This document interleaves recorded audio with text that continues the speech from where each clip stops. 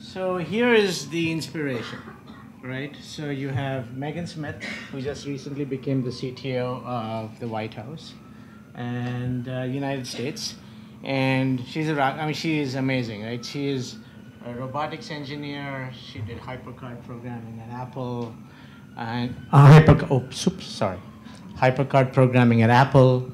Um, she's a great inspiration. And I was just reading a little bit about her background about a month ago, and so I think that I don't need to say anything more besides this. I'm done. Not funny. Anyway, so let me introduce myself really quickly. So I'm the CTO at Rodale. I've been there about a year and a half.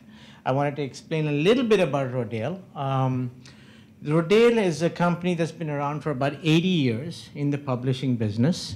It's led by Maria Rodale, who's third generation Rodale right now. She's the chairman and CEO. She's a great inspiration to all of us. So I think that is relevant.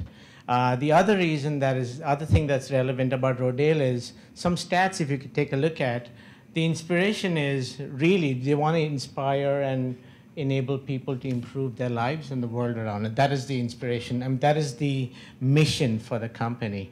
And every day at Rodale, the products we create, the way we approach, Rodale has been doing organic before it was cool. So Rodale has been doing organic for 80 years. We have a Rodale Institute. A lot of the healthy products that are considered cool today, Rodale has been doing this for a long time. So it's actually very cool to be able to work at a company like Rodale. They reach 100 million people. And I think one of the important stats is that Rodale publishes 100 magazine editions in 67 countries and 22 languages. One of the last things I want to do is read what's on the screen, but I think that's an important stat. My areas of interest, I'm interested in startups. I worked in venture capital for about half a dozen years. I worked for Scripps media companies pretty much for the past 20 years. I worked for Scripps, I worked for Condé Nast. I've been at Rodale a year and a half.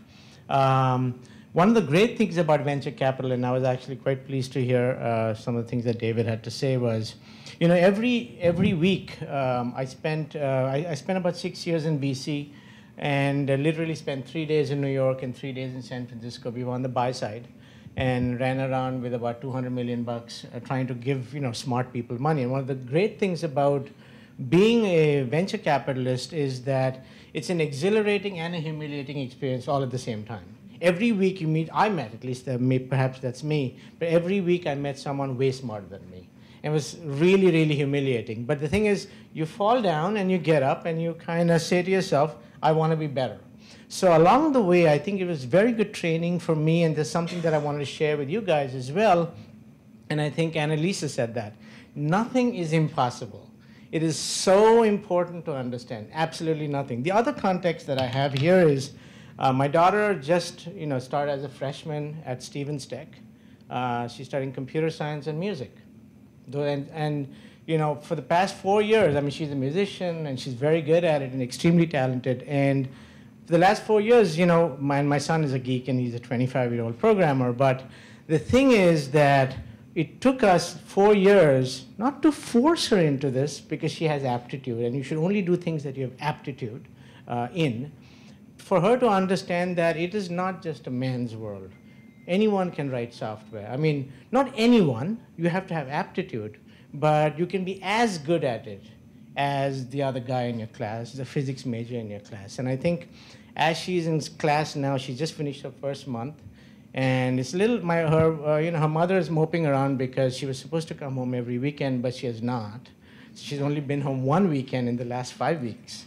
So, but she's having a great time. She's doing well in Calc 2. She's doing well in Computer Science 101. So she's having a great time. So I feel vindicated. Let's see. So I wanted to introduce you to a word that we, as kids growing up in India, we use called funda. Funda is really just a slang that, growing up in Bombay, we use as a slang for the word fundamentals. So, I didn't want to use the word habits. I wanted to, the key thing is to be different and the fundas is something that resonates.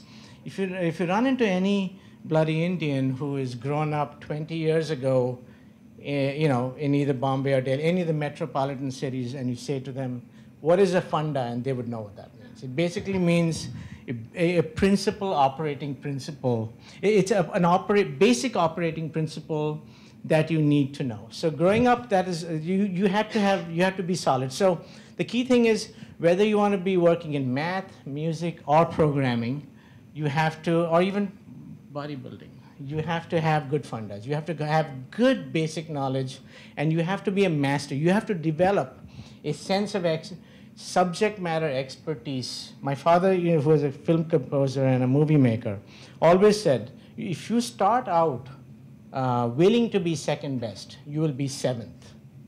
You have to start out thinking you're going to be the best in the world.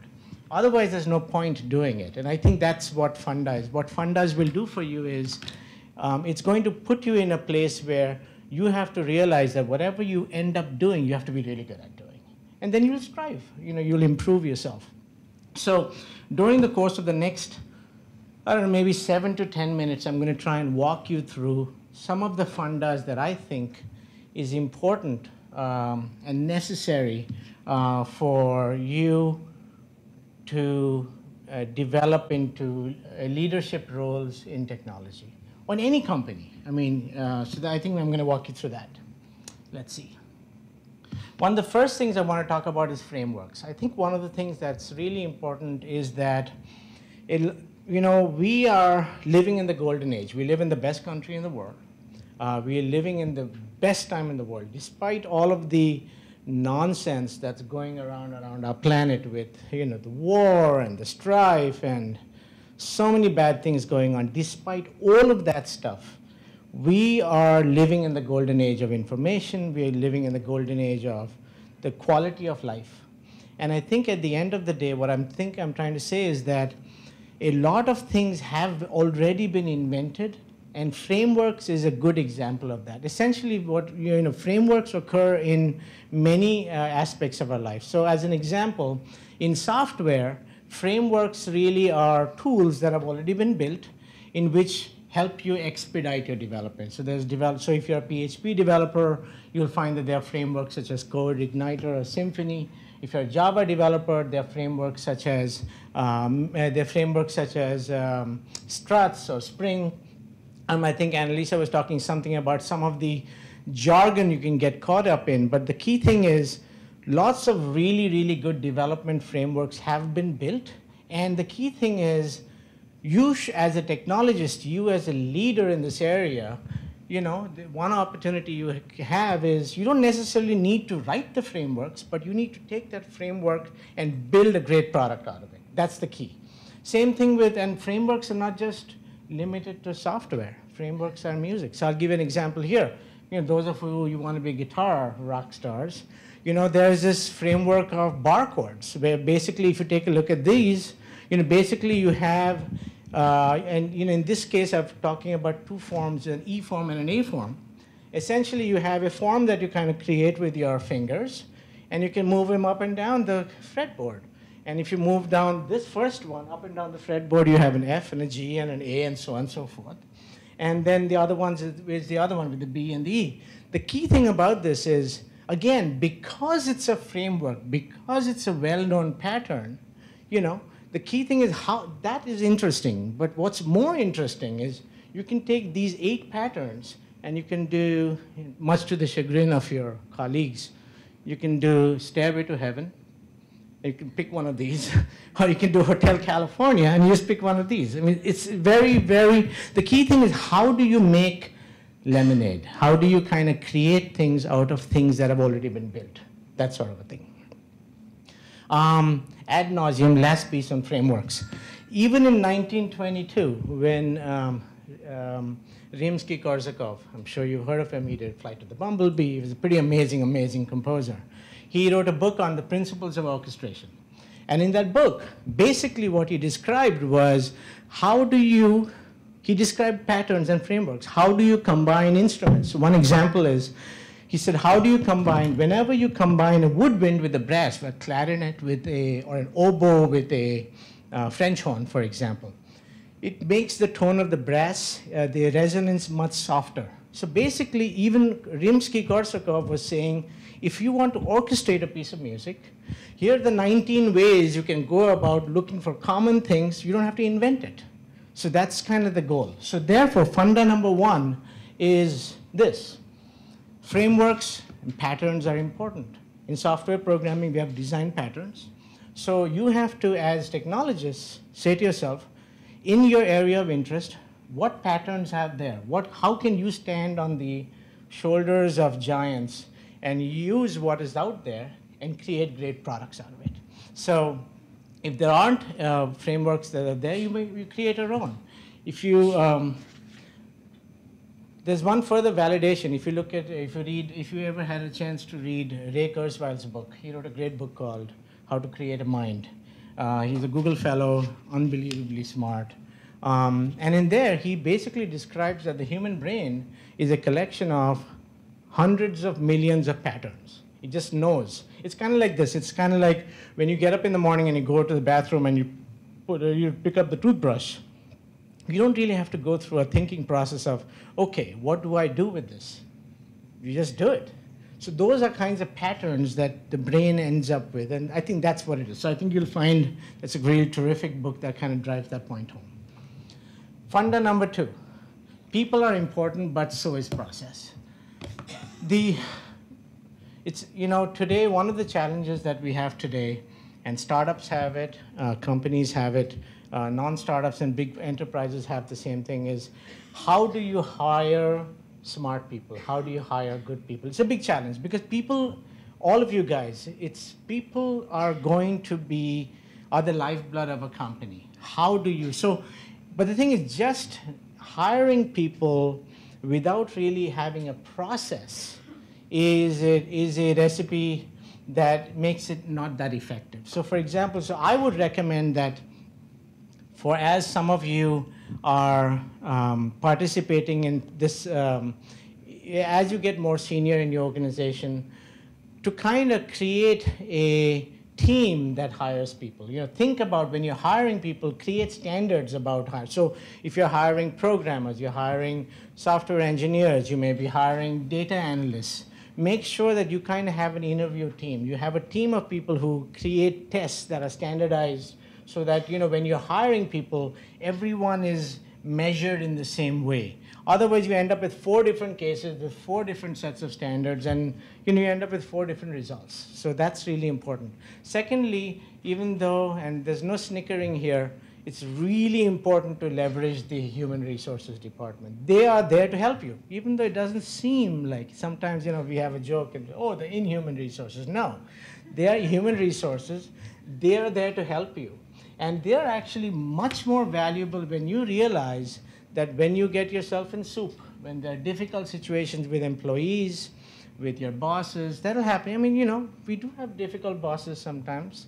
We have difficult employees. Some of us, you know, are difficult employees ourselves. You know, I'm a pretty difficult employee. So HR is very helpful. So you must leverage HR. The third thing, and the third funda, along with this process, which I think is so important, is adopting agile methodologies.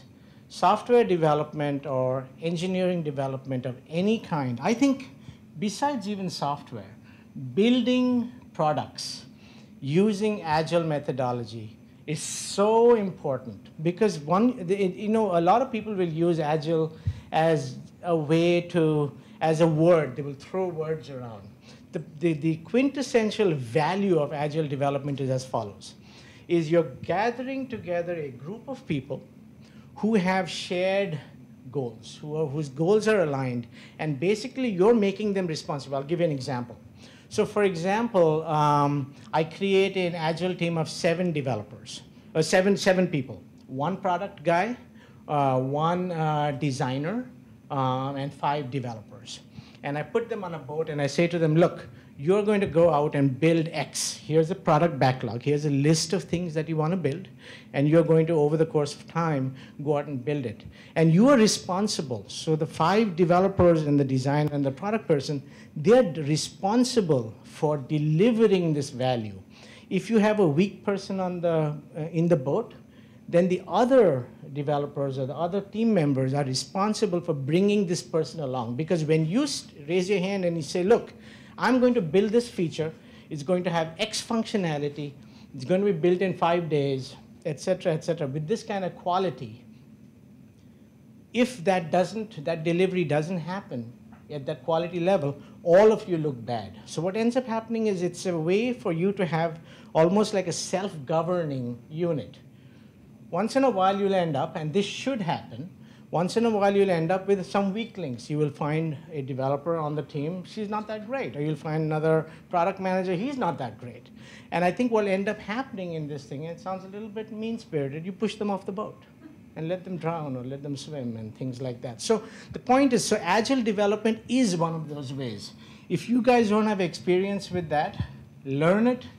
If you have influence within the organization, have your organization hire trainers. It is magical. There are very few things in software that's magical besides framework, and agile development is magical. Funda number 3, gain knowledge. This cannot be understated. Being a CTO is a very interesting thing in the sense, it's a very interesting endeavor. You have to have some areas of specialty, things that you like. You have to, either be interested in infrastructure and drill in and become really good at doing that. You might want to focus and become an expert in Hadoop and big data kind of stuff. You might want to be just a hardcore programmer and things like that. That's all great. But if you really aspire to be a CTO, you kind of have to almost step back and take a more macro look at things. You have to, not to belabor the point of, you have to develop much more of a generalist approach. You have to have knowledge in many, many other areas. And these are things that, I don't recall who one of the speakers prior to me said, you have to keep learning. This is like being a doctor, right, who has to constantly know what's happening with disease and has to stay ahead of diseases. And I think software development or engineering or technology is really that kind of, it's an endeavor where we are stuck in this scenario where we have to keep learning. So therefore, these are some key technologies that I think that an aspiring CTO, an aspiring leader has to be on top of. I'm not going to read all the detail here, but cloud computing. There is hype, but there's a lot of good stuff. There's a lot of advancement that has happened. You need to know about it. And I think one of the ways you think about it is, here you are, $5 million. Here you are, $5 million, and how do you create the infrastructure in your company? You have to think about how you're going to do email, how you're going to set up file share, how you're going to do those kinds of things. Same thing with big data. A lot of hype out there. But the point is, there are some really, really important things happening, because now we have Internet of Things. You have sensors. Our phone apparently has 16 sensors gathering all kinds of information about us. So now you have all this data, and you have to you have to kind of process them. So you have to think about how you're going to process that. So there's a lot of information there, that knowledge you need there. Security, I don't even need to talk about it. I mean, every time you look around, you go to Home Depot. In fact, my Home Depot card was, I was declined the other day because, they're having all these hacks. So as a CTO or as a leader in this in technology, you have to know about the pitfalls. Funda number 3, continue. DevOps, same thing. Automation is huge. You can create infrastructure in the cloud. You can create it. You can break it down all via scripts. We need to know about that. I'm not even going to talk about mobile technologies, search, or social APIs, right? And Internet of Things, the All-Seen Alliance. Go there and take a look. So as a CTO, you need this breadth of knowledge. It's a cross you have to bear, but it's there. You have to do it. There's no other option. Funda number 4, think like an investor. I took a piece of Investors Business Daily. I don't have time to read it every day, but I do buy the Monday special edition, which comes out on Saturday night. And there's some things in here that are so important. And I think the key thing for me is invest in yourself. It's like so important. There's some basic things. Learn to analyze details. So important. Be honest, dependable, and take responsibility. Because if you don't do that, none of it is worth it. Never stop learning. There we go. You have to continue to keep learning. One more. There we go. Funder number 5, connect with the business. You have to be a strategic partner with the business. You have to think of the big picture. You have to think, how are the products that you create, that you're helping create, going to keep moving the company forward? Very important. Last, most important, the word really was something that I'm not going to say, but that's really important, because treat others like you want to be treated. And as I'm saying, masochists do not apply. Lead by example, and do not tolerate uncivil behavior. That's one of the very important things. And that doesn't mean that you can't stomp your feet, and if the backup guy has done backups for the past 6 months and has never tested restoring it, you have every right to stand there and curse the hell out of that guy. So that's not uncivil. But rudeness should not be tolerated.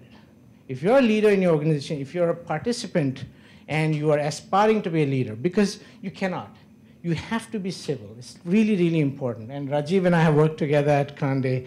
We resonate on that. You cannot be a jerk. Unacceptable. Now I'm the leader the technology leader in my organization. I do not put up with it. Absolutely not. I've had so many conversations. You want to create a work environment where people are happy. People like to come to work. It's vital. There you go. A lot of the information from the World Wide Web, Gutenberg project, Good to Be Great, 7 Habits of blank blank, which is the successful people. And I'm honored, and thank you very much.